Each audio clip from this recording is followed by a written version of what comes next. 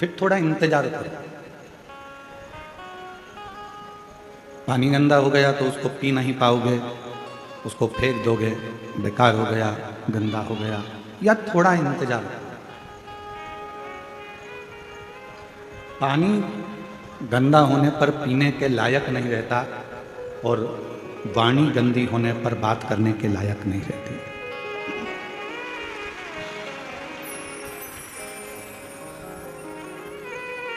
मेरे शिव जी काय से रिश्ते, मेरे शंकर भगवान को चाहिए क्या? दो ही चीजें मेरे शंकर भगवान ने आपसे ली, एक पानी और दूसरी वाणी।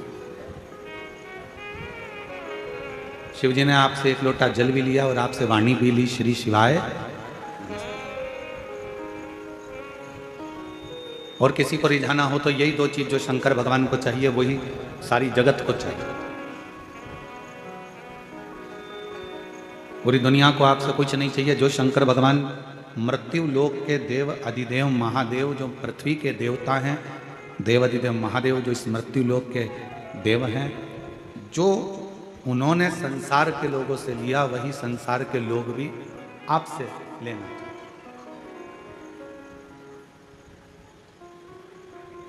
क्या क्या चीज ली है शंकर जी ने आपसे? दो चीजें ली, एक लोटा जल और मुख से निकली हुई वाणी, पानी और वाणी।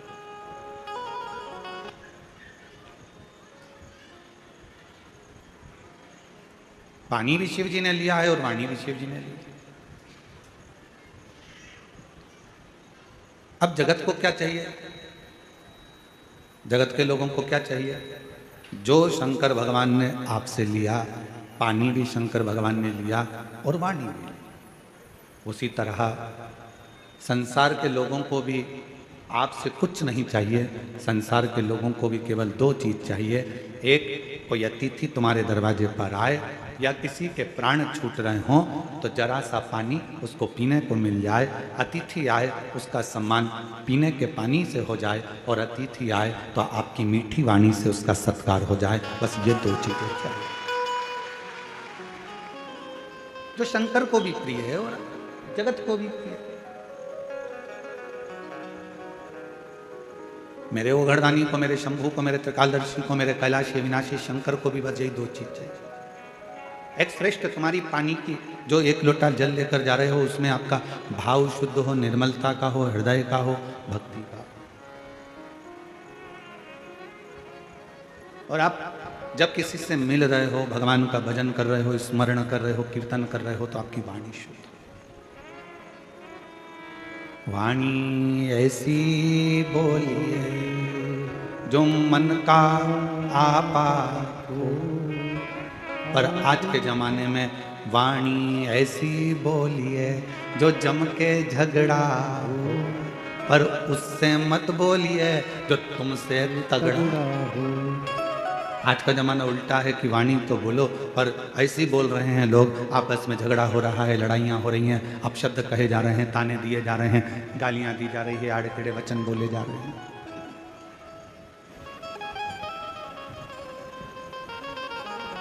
उसमें श्रेष्ठता का भाव कहाँ रह गया?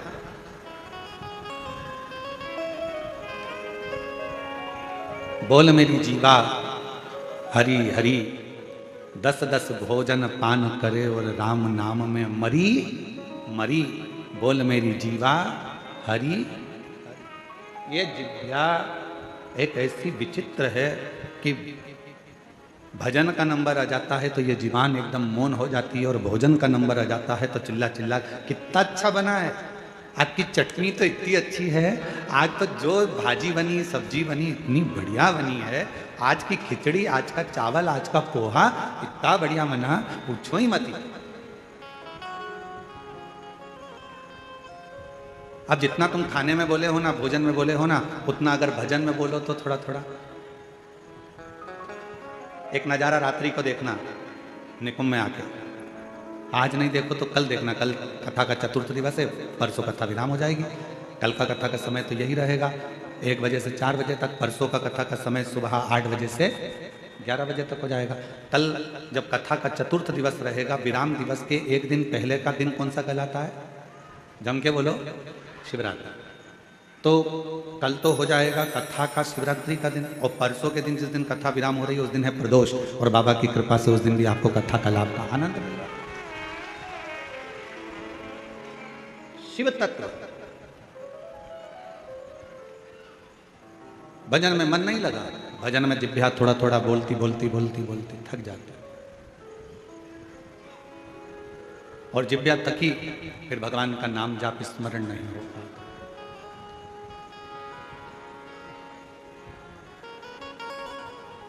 बड़ी मुश्किल से ये जिभ्या भगवान की अविरल भक्ति में रम पाती है। और एक बात और याद रखना, बहुत समझने वाला विषय है इस बात का।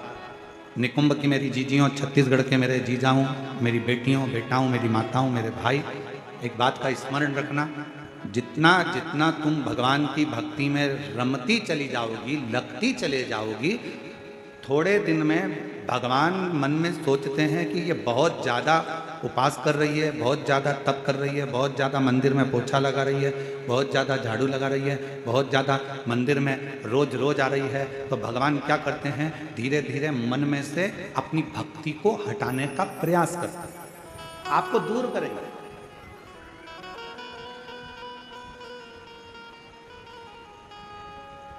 आपको अपनी भक्ति में से थोड़ा थोड़ा भगवान दूर करने का प्रयास करेंगे, जिससे ये मुझसे दूर हो जाए।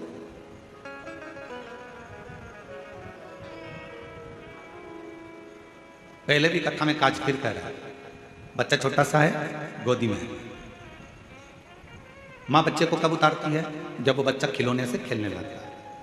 भगवान अपने भक्त को वैभव देते हैं, गाड़ी देते हैं, बंगला देते हैं, धन देते हैं, संपदा देते हैं, सत्ता देते हैं, सब कुछ देते हैं, और धीरे धीरे मेरे भोले बाबा आपको अपने आप से दूर कर लेते हैं। उस समय पर आपको चतुरता चाहिए। आप कितने भी व्यस्त रहो, आप कितने भी मस्त रहो, आप कितने भी काम में लगे रहो, पर मेरे शंकर भगवान का मंदिर मत छोड़ना, मेरे शिव का शिवालय मत छोड़ो, शिव पुराण मत छोड़ो, शंकर का भजन मत छोड़ो, मेरे महाकाल राजा का द्वार मत छोड़ो, मेरे कुबेर भंडारी का स्मरण मत छोड़ो।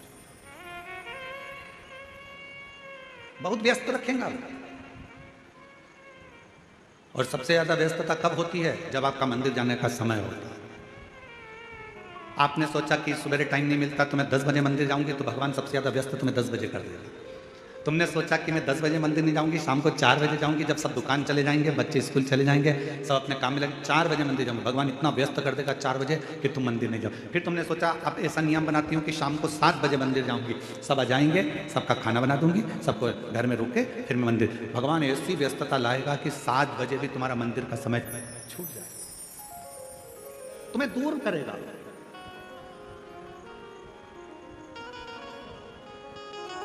अब उस समय पर आपकी समझदारी चाहिए कि भगवान है मेरे शंभु, है मेरे त्रिकालदर्शी, है मेरे कैलाशी अविनाशी, है मेरे महाकाल राजा, है मेरे काशी विश्वनाथ, ऐसी कौन सी गलती हो रही है जो तुम मुझसे दूर कर रहे हो। भगवान कहेंगे ये गलती नहीं है, मेरे शंकर भगवान कहेंगे इसको गलती नहीं कहते।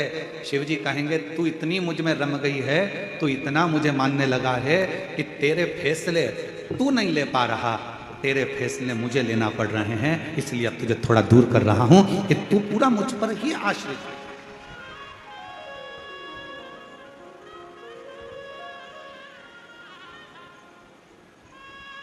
तारकासुर था असुर,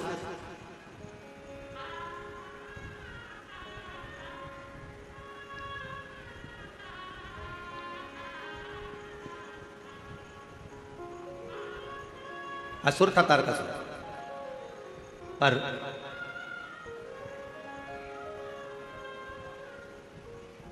तारकासुर ने अपने बेटों को अपने पास में बुलाया, तारकाक्ष, विदुमाली और कमलाक्ष की, तीनों को।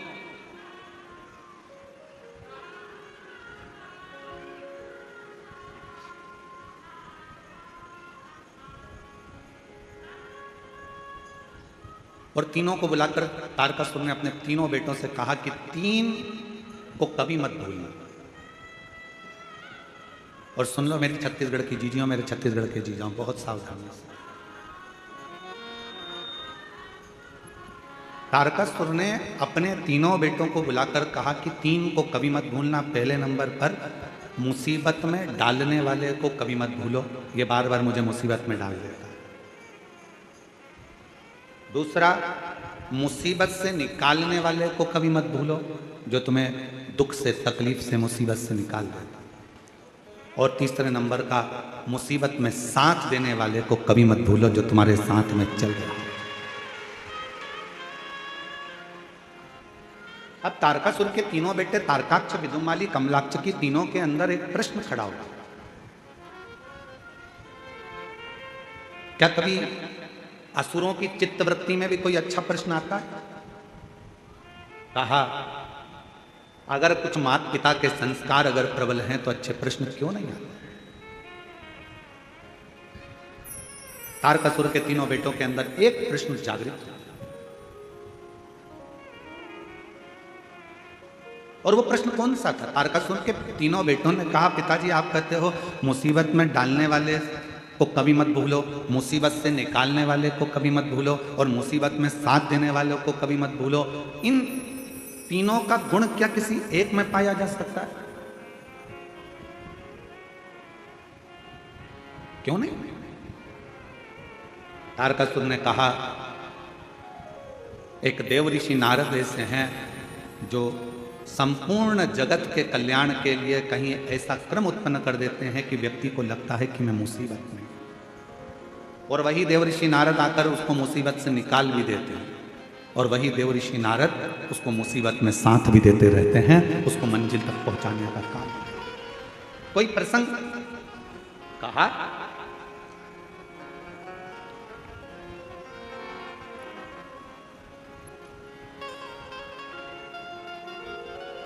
तारकासुर ने कहा, एक प्रसंग मेरे स्मरण में आता है।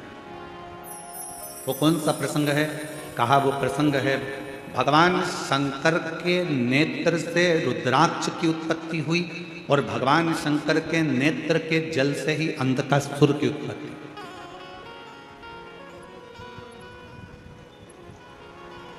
जो तपस्या कर नेत्र बंद कर रखे थे, तपस्या कर नेत्र बंद कर जो अश्रु गिरा था, उससे रुद्राक्ष का जन्म हुआ।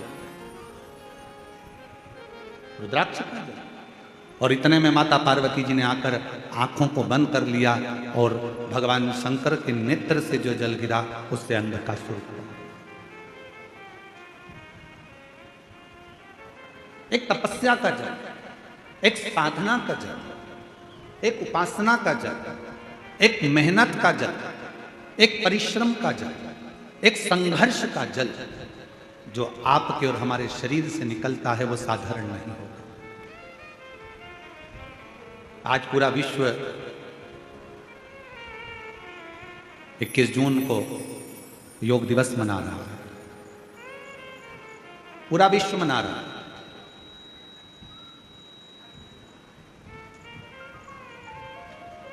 योग ऋषि बाबा रामदेव जी ने पूरे विश्व में इस योग की एक ऐसी अलग जगह दी कि केवल भारत देश ही नहीं, विश्व में भी इस योग दिवस को मनाया जा रहा है। और सभी को इस पवित्र योग दिवस की बहुत बहुत बधाई हो। संपूर्ण देश और संपूर्ण विदेश, जहाँ जहाँ पर सनातन धर्म है, वहाँ के सारे सनातनी स्वस्थ रहें, योग करते रहें और अपने जीवन को अलमस्त होकर जिएं। यही काम। क्या ये तीनों क्रम, तारकासुर से तारकाक्ष ने पूछा, विदुमाली ने पूछा, कमलाक्षकी ने पूछा, क्या ये तीनों क्रम एक व्यक्ति में है? नारद जी, ठीक है, क्या कोई चरित्र है जिसको हम सुन सके? क्यों नहीं? एक पवित्र चरित्र तारकासुर ने सुनाया। सुनो तारकाक्ष, विदुमाली, कमलाक्षकी, शंकर भगवान के नेत्र बंद करने से, उनके नेत्र से जो अश्रु निकला, उससे एक बच्चे ने जन्म ले लिया जिसका नाम था अंधकासुर। पार्वती जी ने उसको गोदी में ले लिया। अब बच्चा अगर जन्म लिया है, बच्चा अगर रो रहा है, तो बच्चे को पार्वती जी ने अपनी गोदी में लिया। गोदी में लिया तो शंकर भगवान से कहा कि ये मेरा पुत्र है। शंकर भगवान ने कहा यह तुम्हारा पुत्र नहीं है, प्रभु आपके द्वारा प्रकट हुआ है, तो मेरा तो पुत्र ही रहेगा। यदि आपके द्वारा अगर प्रकट हुआ है तो ये तो मेरा पुत्र है। भगवान शंकर ने मना करा, इसको समुद्र में फेंक दो। पार्वती जी ने अंधकासुर को समुद्र में डाल दिया। हिरण्याक्ष ने उसको पाल पोस कर बड़ा करा, और हिरण्याक्ष ने पाल पोस कर बड़ा करा। उसको जब बड़ा करा, समय आया, बराह अवतार के रूप में भगवान श्री हरि ने, नारायण ने उस हिरण्याक्ष का वध कर दिया। अब जरा ध्यान देना कि नारद जी ने वो क्रम कैसे करे। नारद जी पहुंचे अंधकासुर के पास और अंधकासुर से कहा कि तुमने जिंदगी में कभी तप करा? जीवन में तुमने कभी साधना करी है, कभी आराधना करी है, कभी तप करा? नहीं। अंधकासुर को भगवान देव ऋषि नारद ने तप में लगा दिया और ब्रह्मा जी से वर मांगा कि मैं कहीं ना मरूं, ऐसा वर मुझे दे दीजिए। तब कहा ऐसा हो नहीं सकता, मरना तो पड़ेगा। तब देव ऋषि नारद से फिर पूछा अंधकासुर ने कि ब्रह्मा जी मुझे अमर होने का वर नहीं दे रहे, तो मैं वर कौन सा लूं? तो कह दिया एक वर मांग लो कि तुम्हारा तो कोई ना माँ है ना तुम्हारा कोई पिता है। हिरण्याक्ष ने तो तुम्हें पाला पोसा था, इसलिए तुम वर मांग लो। जिस दिन मैं अपनी माँ को गलत दृष्टि से देखूंगा, बस उसी दिन मेरे प्राण छूटे। नारद जी के कहने पर अंधकासुर ने वर मांग लिया ब्रह्मा जी से। ब्रह्मा जी ने तथास्तु लिखा। अब तथास्तु तो कह दिया, समझ लेना था अंधकासुर को कि अगर ब्रह्मा जी ने तथास्तु कहा है तो इसका मतलब है कि मेरी माता कहीं ना कहीं तो होगी। ये निश्चित है, मेरी मौत अगर लिखी है तो मेरी माता कहीं ना कहीं तो होगी।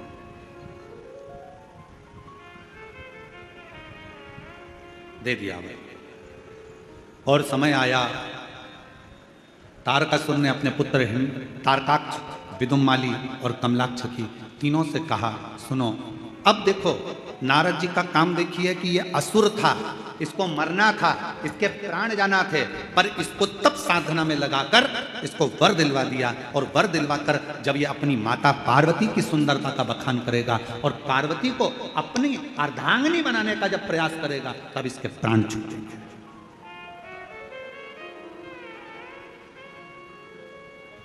और समझाया देवऋषि नारद ने। ऐसा नहीं कि देवऋषि नारद समझाते नहीं है, नारद जी का काम है समझाना, ज्ञान देना। एक विद्वान संत, साधु, सन्यासी, तपस्वी, साधक, उपासक की एक क्रमता होती है कि वो समझाने का प्रयास करते हैं, पर तुम्हारी बुद्धि में बैठे तब तुम्हें समझ में आए। महाराज वो कहते हैं ना कि जब लड़के के लिए लड़की देखने जाते हैं तो फूफा जी जाते हैं, मामा जी जाते हैं, काका जी जाते हैं, बड़ा भैया जाता है, दामाद जाते हैं, सबको फोन लगाया जाता है, अरे दामाद जी तुम्हारे साले के लिए लड़की देखने जाना है। अच्छा। अरे मामा जी तुम्हारे भांजे के लिए लड़की देखने जाना है। फूफा जी तुम्हारे भतीजे के लिए लड़की देखने जाना है। चलो, अब सबको ले जाकर लड़की वालों के यहाँ बिठा दिया और लड़की वालों के यहाँ पर लड़की चाय की ट्रे लेकर आई। तो जितने भी देखने गए थे ये सब आपस में मन में विचार करने लगे कि हम हमारे साले के लिए लड़की देखने के लिए आए हैं, हम हमारी भांजे के लिए लड़की देखने आए हैं, हम हमारे भतीजे के लिए लड़की देखने आए हैं। सब के सब जितने लड़की देखने गए थे सब ने विचार करा, अपना ही निर्णय गड़बड़ हो गया था, तो फिर भांजे का निर्णय कैसे ले पाएंगे।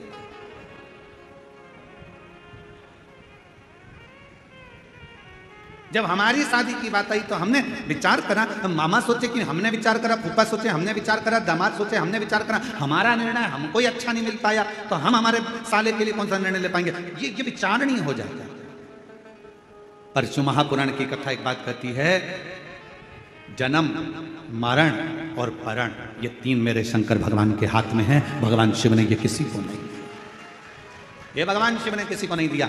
जन्म कब होना है, कहाँ होना है, कैसे होना है, कितनी बजे होना है, ये निश्चित स्वयं देवादिदेव महादेव करते हैं। मरण, मृत्यु कहाँ होना है, किस जगह पर होना है, भले तुम कहीं पर भी रहते हो, पर तुम्हारी मौत जहाँ लिखी होगी, जब लिखी होगी, जिस जगह पर लिखी होगी, जिस घड़ी में लिखी होगी, उस घड़ी में, उस पल, उस समय में मृत्यु तुमको लेकर चली जाएगी। और अगर तुम्हारी मौत नहीं लिखी है तो चाहे दुनिया के लोग मृत्यु के घाट उतर रहे हों, बाबा भोलेनाथ उस व्यक्ति को कैसे भी काल के पंजे से निकाल कर बाहर ले आएंगे। कोई बच जाएगा और मालूम पड़े बाकी के मर जाए।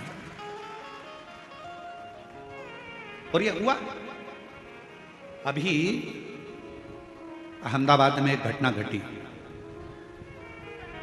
बोलो टीवी पर देखी थी कि नहीं देखी थी? अरे जम के तो बोलो।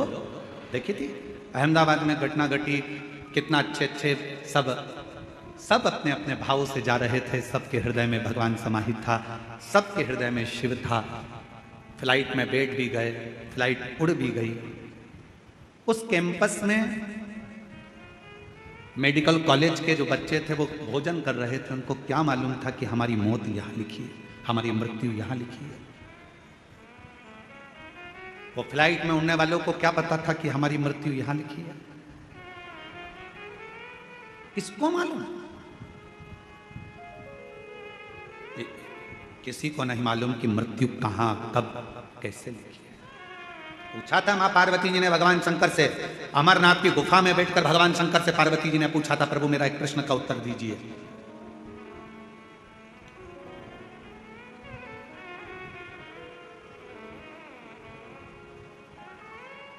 मृत्यु की तिथि, मृत्यु का समय, मृत्यु का पल, मृत्यु की घड़ी कब लिखी जाती है? थोड़ा ध्यान देना, पूर्व में क्या हुआ है, तुमने कितना कमाया, कितना गमाया, पूर्व में क्या तुम्हारे पास था, क्या नहीं था, यह बताना सरल है, पर आने वाला समय क्या कह रहा है, कितने दिन जियोगे, कब चले जाओगे, कब आखिरी सांस होगी, कब भगवान का भजन कर रहे होगे, कब प्राणों को त्याग रहे होगे, ये बताना कठिन है, बहुत कठिन।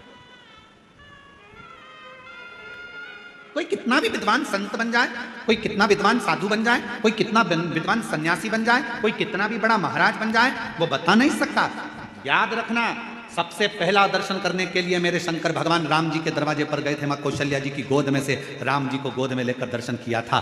क्या मेरे शंकर भगवान को नहीं मालूम था कि राम जी को 14 वर्ष के लिए वनवास जाना पड़ेगा? मेरे राम जी को मालूम था। क्या मेरे राम जी को नहीं मालूम था कि सीता जी का परित्याग करना पड़ेगा? मेरे शंकर भगवान को मालूम था। पर मेरे शंकर भगवान ने ये सब कुछ देखा, पर भविष्य नहीं बताया कि आने वाले समय में तुम्हारे साथ क्या होने वाला है। याद रखना, संत, साधु, सन्यासी, तपस्वी, साधक, उपासक दुनिया में कितने भी पैदा हो जाएं, पर मृत्यु कब, कहां, कैसे होगी, इसका रिसर्च तो वैज्ञानिक भी नहीं कर सकते, साइंटिस्ट भी नहीं कर सकते। इसका रिसर्च तो केवल एक देवाधिदेव महादेव कर सकते हैं। शंकर ओघड़दानी ने लिखा, पार्वती से कहा, सुनो पार्वती, मृत्यु अटल सत्य है।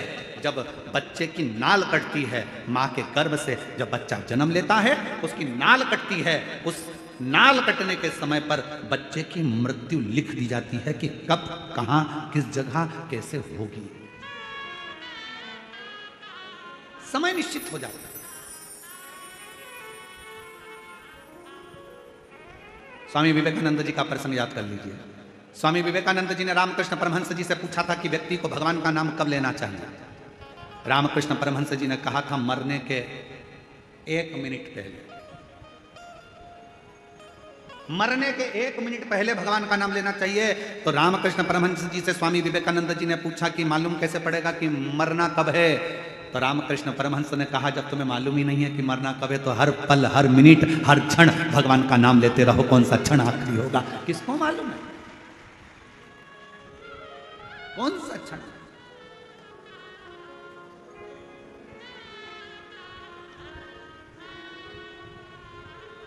और महाराज, अंत समय प्रभु आना पड़ेगा, वचन दिया तो निभाना पड़ेगा। आए ना आए प्रभु कुटुंब कबीरा, अंत समय प्रभु आना पड़ेगा, वचन दिया तो निभाना पड़ेगा, अंत समय प्रभु आना पड़ेगा। कौन आएगा, किसको मालूम कब, कौन सा पल, कौन सी घड़ी, कौन सा क्षण, कब किसका आखिरी है। इसलिए शिव पुराण कहती है। कई माताएं सोचती है हम परसों के दिन कथा में जाएंगे, अब चौथे दिन संडे पड़ेगा ना, जब हम कथा में जाएंगे, और उससे पहले निपट गई तो किसको मालूम। अरे अभी सावन में अपने यहाँ कथा होगी ना, जब हम सुन लेंगे। हमने सोचा है सावन के महीने में हमारे पास में कथा होगी, तब हम सुनेंगे। और सावन से पहले निपट गई तो क्या भरोसा।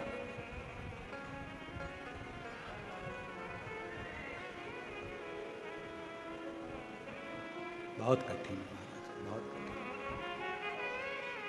खूब भगवान का नाम ले।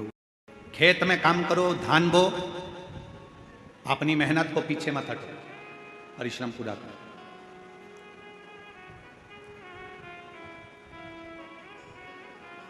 अभी छत्तीसगढ़ में एक चीज हमको देखने को मिल रही है, इसलिए हम कहने में पीछे नहीं आते, भले किसी को बुरा लगे चाहे भला लगे। अभी हमको देखने को मिलता है कि कई किसान वर्ग के लोग, गांव के लोग अपनी अपनी जमीन को बेचकर शहर चले जाते हैं और सोचते हैं कि शहर में बहुत सारा सुख होगा, बहुत सारा सुख शहर में होगा।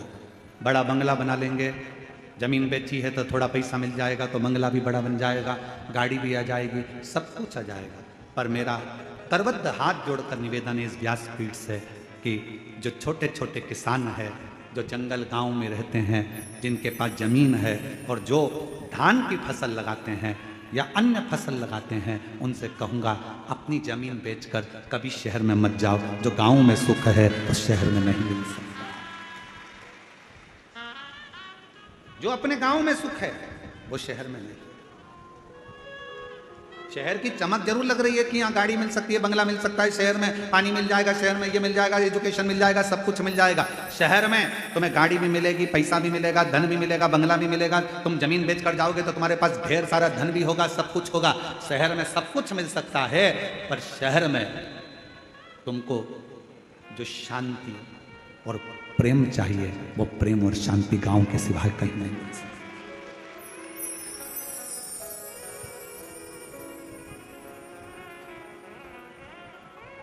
कितना अंतर है शहर और गांव में।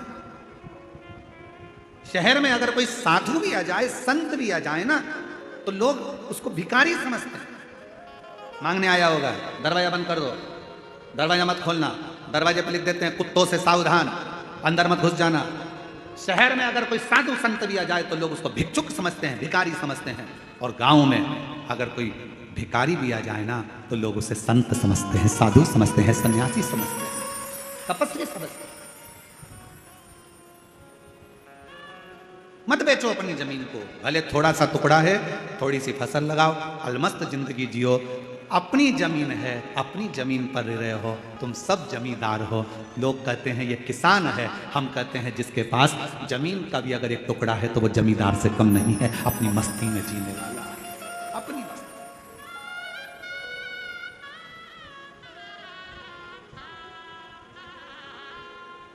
थोड़ा अलमस्त रहो। अपने जीवन को जितना प्रसन्नता में जीने का एक लक्ष्य बना सकते हो वो छोटे से गांव में ही बना सकते हो।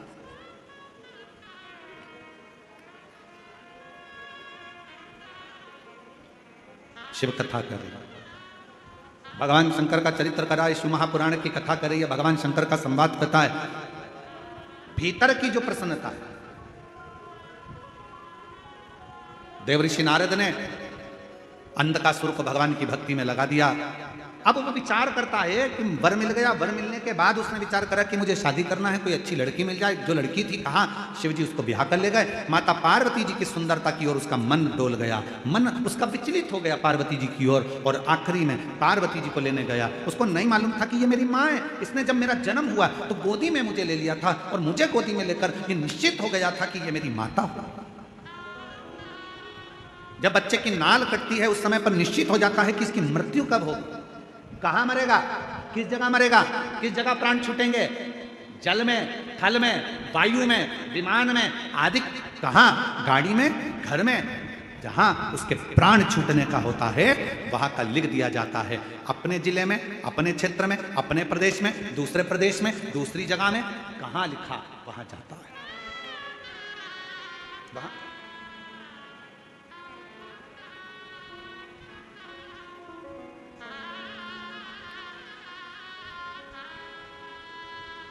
इसलिए शिव पुराण कहती है जितना समय मिले, ये मत सोचना अगली कथा जब छत्तीसगढ़ में होगी ना तब मैं कथा सुनने के लिए जाऊंगी। नहीं नहीं नहीं, काल करे सो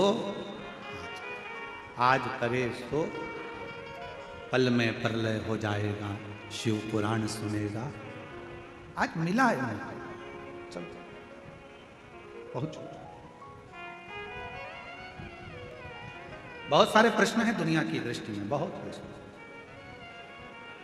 एक बहन ने एक प्रश्न लिखा कि गुरुजी हम हमारे नर्मदा जी का दर्शन करने के लिए हम जबलपुर के पास बेड़ा घाट गए, वहाँ से हम शंकर जी का छोटा सा शिवलिंग लेकर आ गए, हम उसकी प्राण प्रतिष्ठा करे बिगर हम उसका पूजन कर रहे हैं, हमारे पास में प्रतिष्ठा का पैसा नहीं है, हम उसकी आराधना कर रहे हैं, क्या हमें पुण्य मिलेगा? क्यों नहीं मिलेगा? लिंग पुराण में, शिव महापुराण में, नर्मदा पुराण में, स्कंद पुराण में, सब में तो वर्णन किया कि मां नर्मदा जी के जल से अगर कोई कंकर भी निकलता है तो वो शंकर है। उस शंकर की प्रतिष्ठा की जरूरत नहीं होती, वो अपने आप में प्रतिष्ठित होता है। आप उसकी आराधना करिए, कौन मना कर रहा है? आप उसके जल चढ़ाओ, पूजन करो, आराधना करो।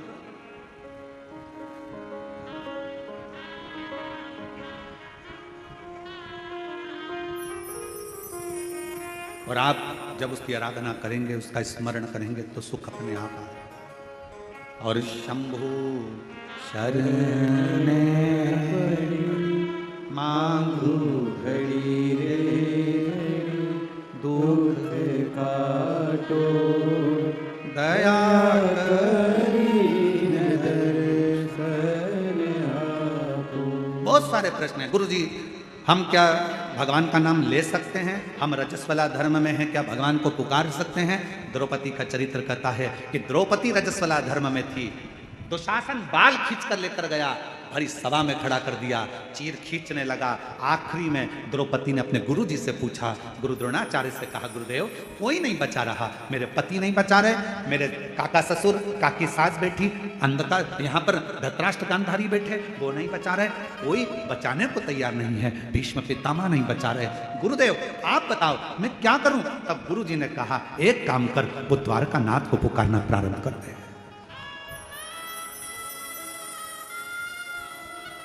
भगवान को पुकार।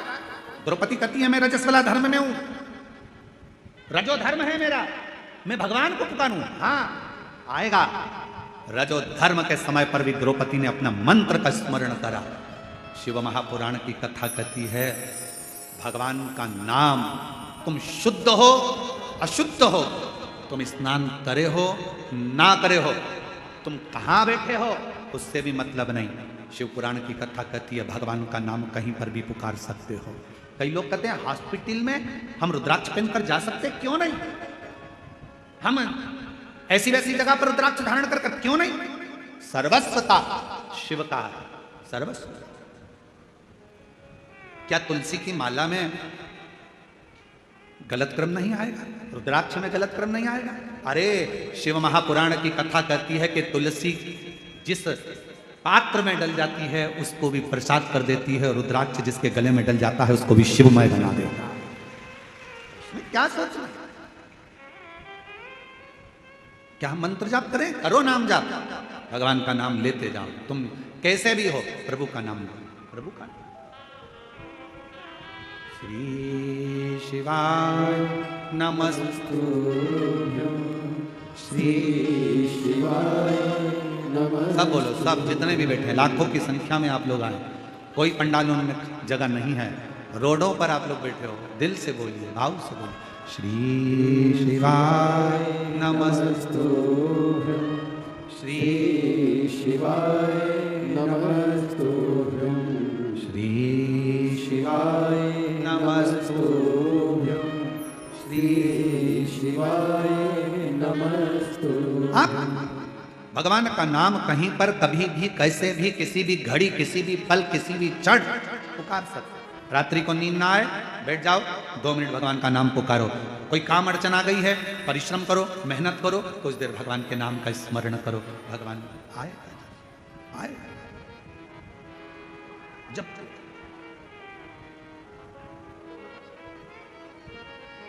तब कहाँ कैसे प्राण जाएंगे कोई भरोसा नहीं।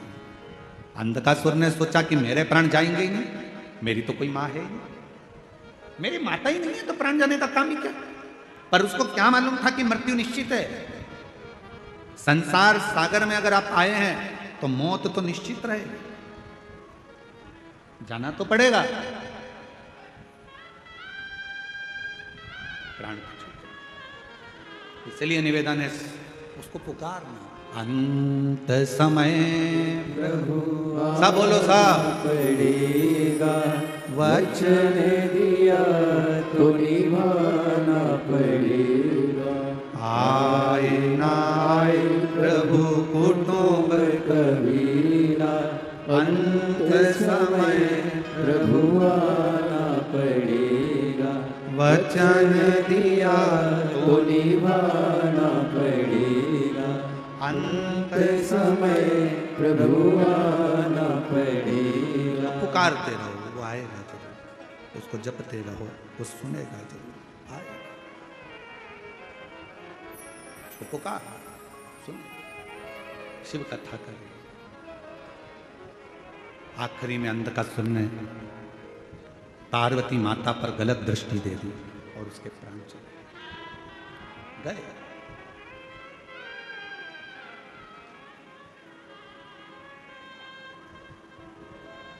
कई लोग ऐसे भी हैं, यहीं बैठे हैं, कई मेरी जीजियाँ ऐसी बैठी हैं, कई बेटियाँ ऐसी बैठी हैं, कई जीजा ऐसे बैठे हैं। उनके मन में हमेशा एक बात आ जाती है, ए गुरुजी, हमने भगवान को ऐसे ऐसे कर लिया, गलती हो गई। अब जैसे कल कथा सुनी तो कहा कि गुरुजी आपने बताया कि जिस दिन व्रत होता है उस दिन बेलपत्र नहीं तोड़ना चाहिए, और हमने पुराने समय में हमने पशुपति व्रत करे, हमने तो उसी दिन बेलपत्र तोड़ लिया, तो हमने गलती कर दी। आपको मालूम नहीं था, आपके स्मरण में नहीं था, आपको याद नहीं था। और जब तक मालूम नहीं रहता, स्मरण में नहीं रहता, याद नहीं रहता, तो सोच लेना चाहिए कि हमारा शंकर हमें माफ करता चले जा रहा है, हमारा शिव हमें माफ कर, हमारा शंकर माफ कर रहा है, ये निश्चित है। हमें स्मरण में नहीं था। अब बार बार पीछे का सोचो, बार बार पीछे का स्मरण करो तो आगे बढ़ पाओगे क्या? अरे बोलो तो जम के बढ़ पाओगे? नहीं। अरे ऐसा हो गया, अरे वैसा हो गया, अरे ये हो गया, अरे वो हो गया, बार बार पीछे का याद कर। हिरण और शेर में क्या अंतर है? हिरण 90 किलोमीटर पर घंटे की स्पीड से भागता है। कौन? अरे बोलो तो हिरण। हिरण 90 किलोमीटर पर घंटे की स्पीड से भागता है और शेर 60 किलोमीटर पर घंटे की स्पीड से भागता है। दोनों में तेज कौन दौड़ता है? अरे बोलो, जम के बोलो। हिरण। वो 90 किलोमीटर पर घंटे की स्पीड से हिरण भागता है और शेर 60 किलोमीटर पर घंटे की स्पीड से भागता है। फिर भी हिरण का शिकार शेर कर लेता है। हिरण का शिकार शेर कर लेता है। क्यों? कैसे? किस लिए? ऐसा क्या हुआ कि हिरण 90 की स्पीड से भाग रहा है, शेर 60 की स्पीड से भाग रहा है और उसका शिकार कर लिया जाता है? कैसे? तो शिव महापुराण की कथा का एक संवाद याद रखना। हिरण 90 की स्पीड से भाग रहा है, पर हिरण पीछे पलट पलट कर रुकता, पलट कर देखता, फिर भागता, फिर पलट कर देखता, फिर भागता। हिरण अपना आधे से ज्यादा समय पीछे देखने में लगा देता है, इसलिए 60 की स्पीड में दौड़ने वाला भी शेर 90 की स्पीड वाले का शिकार कर लेता है।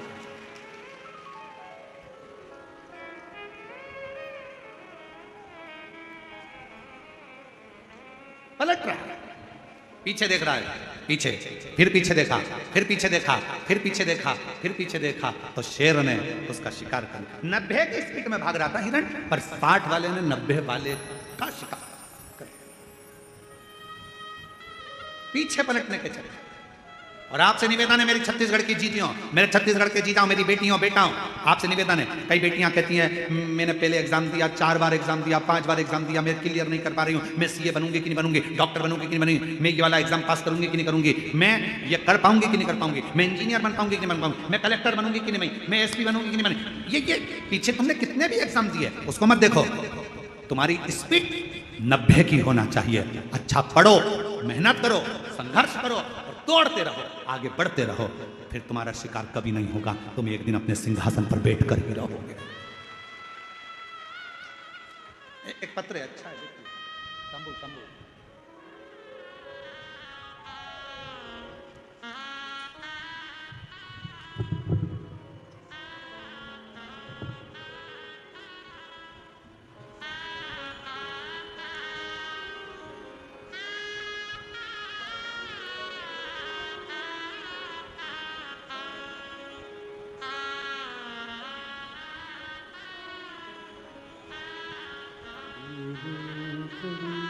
दुख काटो दया करी न दर्शन आपो, शंभु शरण पड़ी मागो घड़ी रे घड़ी, दुख काटो दया करी न दर्शन आपो। खुशबू राहुल जैन, कहीं बैठे हों, खुशबू राहुल जैन, सरोना जिला कांकेर छत्तीसगढ़, मोबाइल नंबर ये है। खुशबू राहुल जैन अगर कहीं बैठे हों तो बेलपत्र लेने के लिए आ सकते हैं। खुशबू राहुल जैन, सरोना जिला कांकेर छत्तीसगढ़, मोबाइल नंबर। गुरुदेव, बाबा का कितना बखान करूं, कम है। गुरुदेव, मुझे झटके आते थे और झटके के कारणवश मैं गिर जाती थी और मुझे याद नहीं रहता था कि क्या हो, समझ नहीं आता। ये झटके आते आते सालों निकलते चले गए, जिंदगी बढ़ती चली गई। आयुर्वेदिक इलाज करवाया, डॉक्टरों का इलाज करवाया, पर कभी भी झटके बंद नहीं। आखिरी में किसी बहन जी के कहने पर कथा सुनना प्रारंभ करी, शिव जी पर जल चढ़ाना, बेलपत्र चढ़ाकर खाना, शिव जी के मंदिर की सेवा करना प्रारंभ करी और बाबा की कृपा से 11 मार्च 2021 से कोई झटका नहीं आया। बाबा की कृपा से मैं ठीक। 11 मार्च 2021 से लास्ट झटका आया था, उसके बाद से मेरे बाबा ने मुझे संभाल दिया। महाकाल बाबा की कृपा, कुबेर भंडारी की कृपा, मैंने शिव जी को अपना पिता मान लिया। गुरु जी, आप कहते हो कि शंकर भगवान से कोई संबंध जोड़ लो, और अगर एक रिश्ता भगवान से जुड़ गया तो तुम्हारी पूरी टेंशन तुम्हारे पिता की होगी। मैंने भगवान शिव को अपना बाप मान लिया। गुरुदेव, मेरे 2 बच्चे हैं, सोचती हूँ कि अपने बच्चों के लिए और अपने परिवार के लिए कुछ करती रहूँ, जिससे मेरा परिवार में कहीं धन की कमी ना हो। मेहनत आप कहते हो पूरी करो। मैंने भी एक दिन एकांत में बैठकर विचार करा कि मैं क्या करूँ। शिव जी के हाथ छोड़ दिया। मेरे पिताजी जैसा मार्ग बताएंगे मैं करूँगा। और बाबा की कृपा से एक दिन बैठी थी, एक साड़ी में फाल लगाने को आ गई। फिर मैंने ब्लाउज सिलना प्रारंभ करा, फिर मैंने बड़ी बनाना प्रारंभ करा, फिर मैंने पापड़ बनाना प्रारंभ करा, फिर मैंने चिप्स बनाना प्रारंभ करा। और आज बाबा की कृपा से अच्छा व्यापार मेरे शिव रूपी पिता के हाथ से चल रहा है और मैं अच्छा आनंद के साथ कार्य कर रहा हूं। किसके आश्रित होकर? शिव के आश्रित, शंकर के आश्रित। एक पत्र और देखिए, पद्मा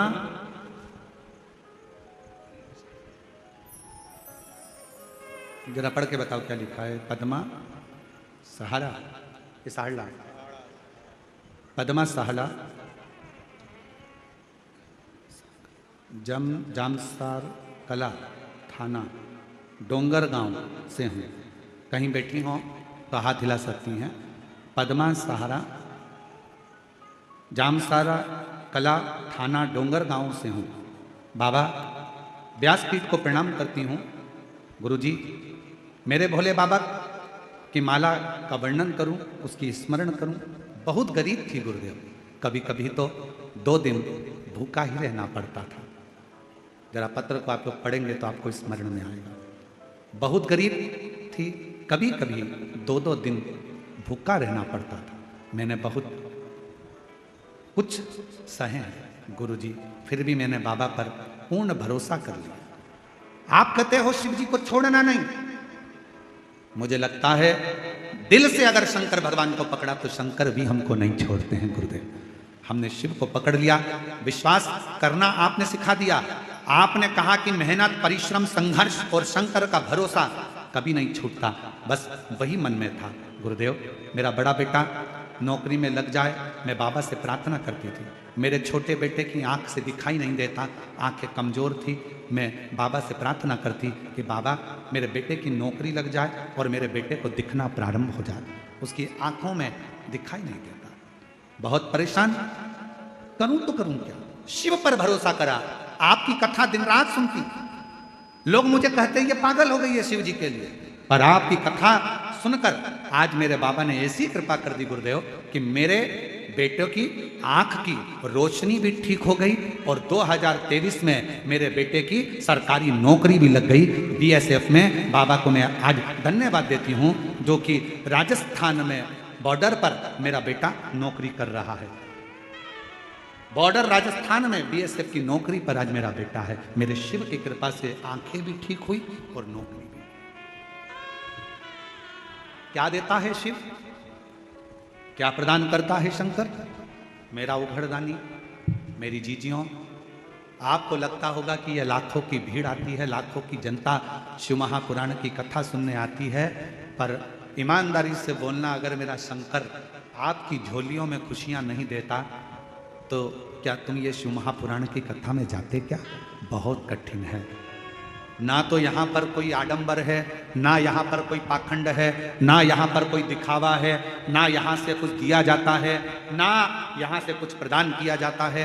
केवल तुम आते हो, कथा सुनते हो, दिल लगाते हो बाबा से, और बाबा तुम्हारी झोली 3 महीने में भर देता है। ये उसकी कुछ भी नहीं है यहाँ। सीहोर वाला महाराज तो मिलता भी नहीं है।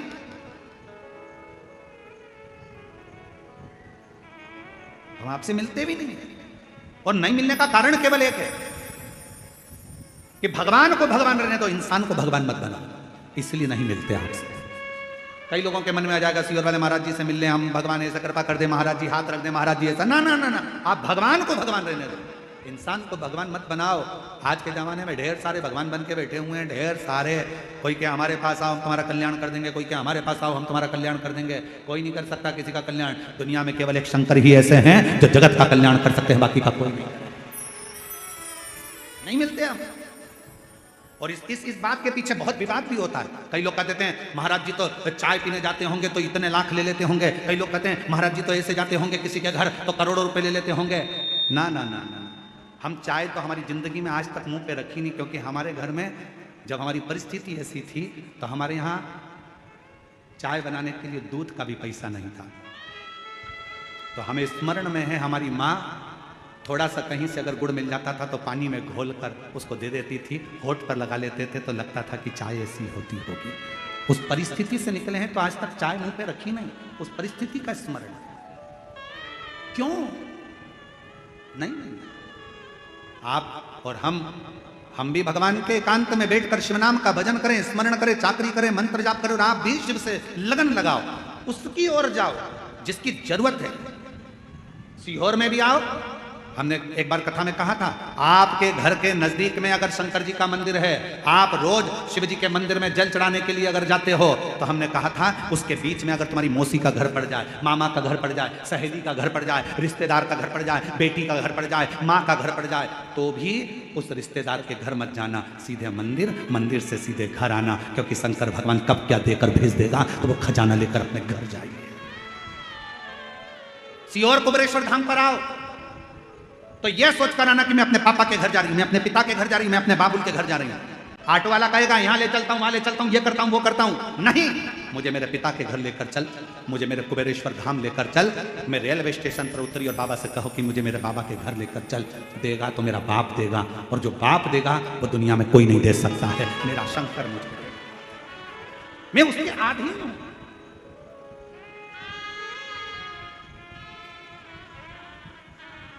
रिश्ता तेरा मेरा सबसे प्यारा, रिश्ता तेरा मेरा सबसे प्यारा, तू मेरा बाबा मैं हूँ तेरा लाला, मैं हूँ तेरा लाला, तू मेरा बाबा, मैं हूँ तेरा संबंध मेरे बाबुल से है, मुझे उसके द्वार जाने दो। एक हमारे शैलेंद्र भाई बहुत अच्छा एक देवी का स्मरण भजन गाते हैं, वो स्मरण में आता है कि अब ना रोको माँ के द्वार जाने दो, अब ना रोको माँ के द्वार जाने दो, माँ के द्वार जाने दो, माँ के द्वार जाने दो, अब ना रोको माँ के द्वार जाने दो, अब ना रोको माँ के द्वार जाने दो। एक बार जाने दो मुझे, एक बार जाने दो, एक बार जाने दो मुझे, एक बार जाने दो, ना रोको माँ के द्वार जाने दो, अब ना रोको माँ के द्वार जाने दो। रोते नहीं, आंसू बच्चे रोना नहीं। अच्छा खुश हो, आपके बाबा ने हाथ पकड़ लिया, आप क्या सोच रहे हैं?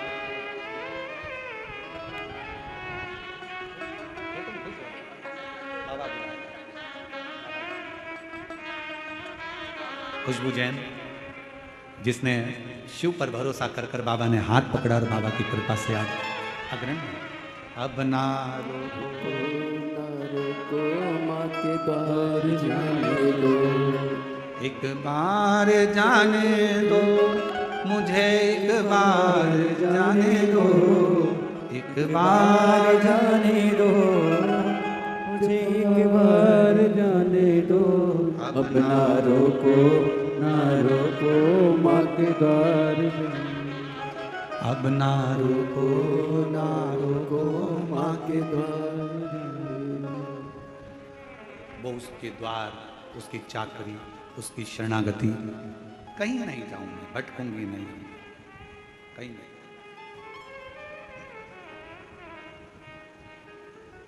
उससे कहूं दिल की बात, भटकूं ना।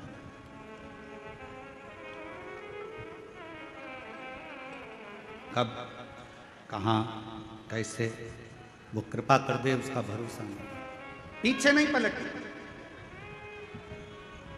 क्या हुआ पहले, मैंने एक बार एग्जाम दी, नहीं निकली गुरुजी, दूसरी एग्जाम दी, नहीं निकली गुरुजी, कोई बात नहीं, मेहनत कर रही हो ना बेटा, अपना परिश्रम कर रही हो ना बेटा, सफलता मिलेगी।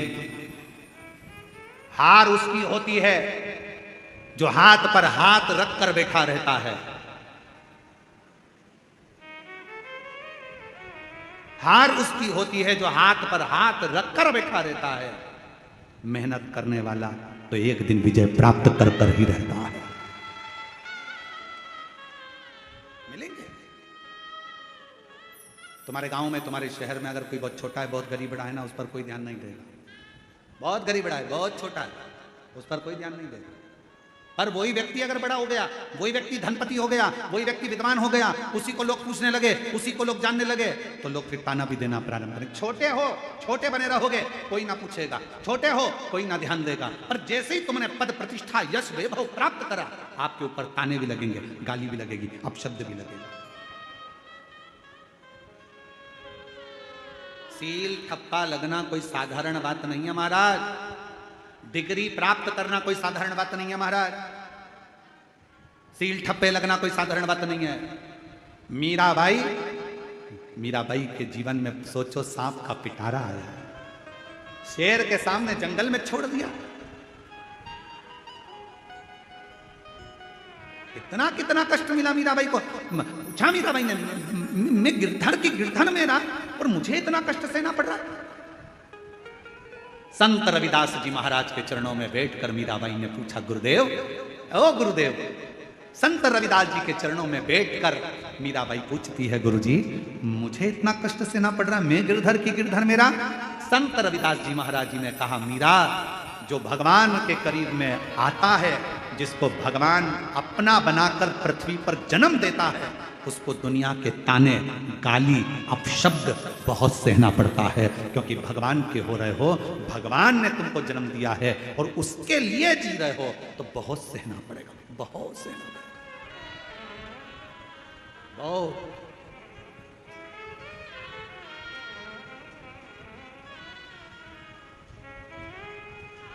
बहुत फिर भी हार माना, फिर भी बस उसकी भक्ति में एक विश्वास है, एक विश्वास।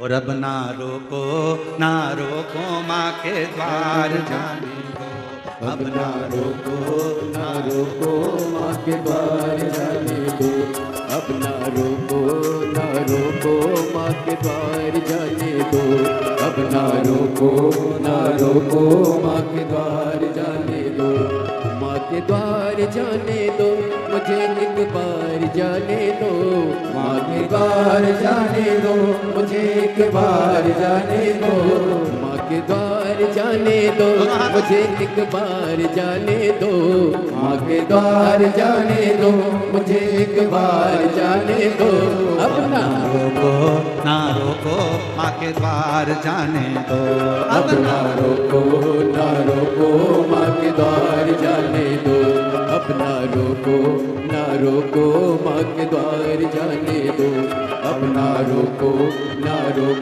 माँ के द्वार जाने दो।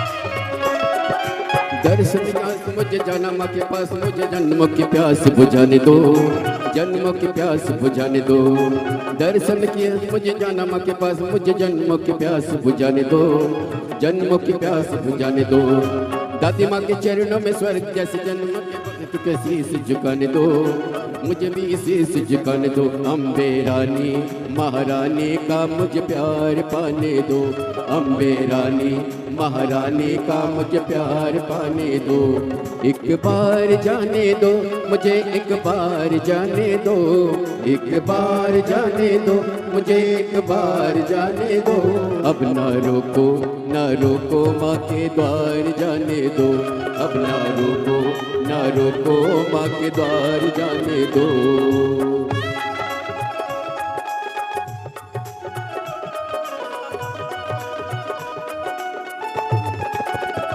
जय हो।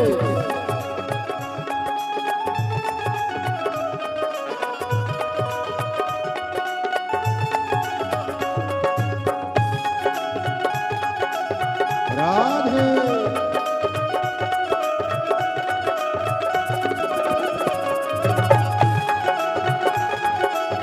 हरि बोल।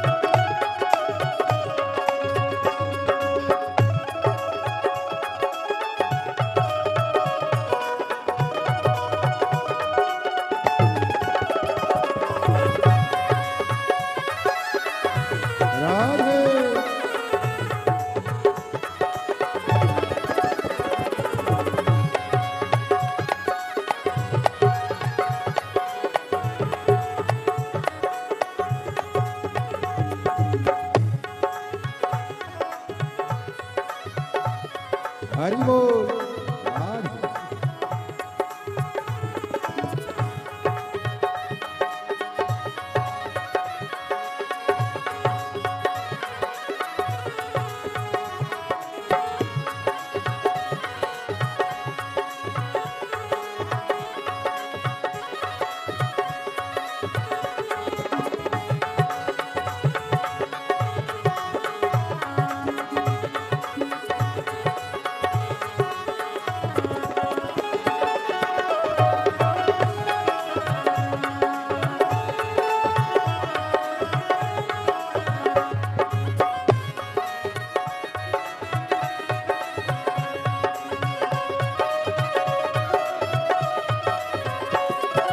भरे भंडारों से सच दरबारों से सबकी भरती है झोलिया, सबकी भरती है झोलिया।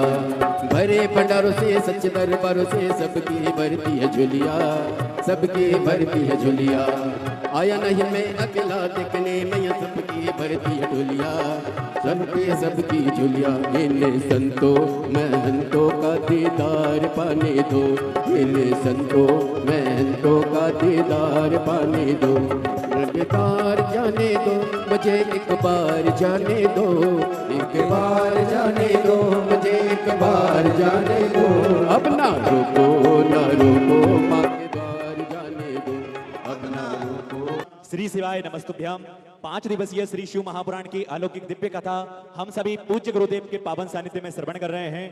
पूज्य गुरुदेव का आगमन हो चुका है, पूज्य गुरुदेव व्यासपीठ पर मंचासील हो चुके हैं।